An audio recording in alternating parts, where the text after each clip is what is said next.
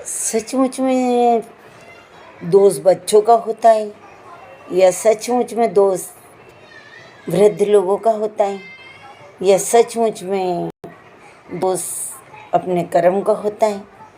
ना, ना बच्चों का दोष है, ना माँ बाप का दोष है, ना कर्म का दोष है। ये दोष है अपनी संस्कृति का।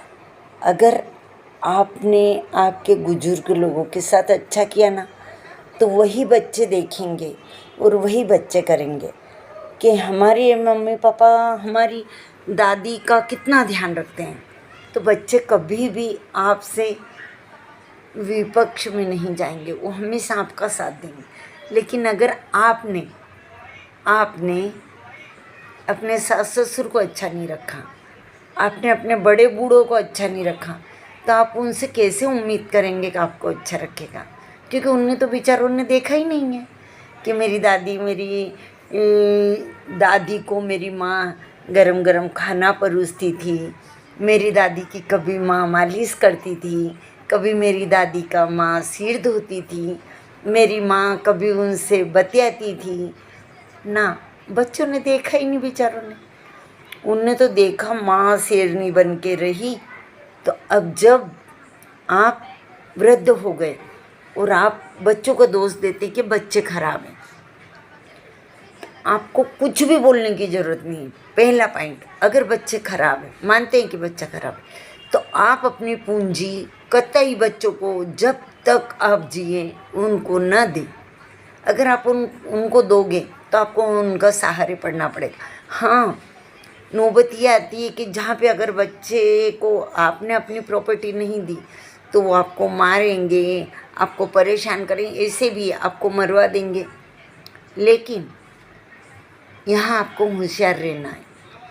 आपको हर प्रॉपर्टी का, आपके जितने बच्चे हैं उसमें से एक हिस्सा आपका, बाकी के हिस्से में सबका हिस्सा कर दें और वो एक लेटर कोड में रखें कि ये जब तक मैं जीऊँगा जो मेरे को अवेरेगा वो खाएगा। अगर मेरे को नहीं अवेरते हैं और किसी भी वजह से मेरे को मार डालते हैं और अनयास मेरी कैसे भी मौत हो जाती है, तो ये सारी प्रॉपर्टी दान कर दी जाए। और जो अगर अच्छा रखते हैं, मुझे संभालते हैं, मुझे प्यार देते हैं, तो आखिरी समय में ये उनकी है। ठीक है?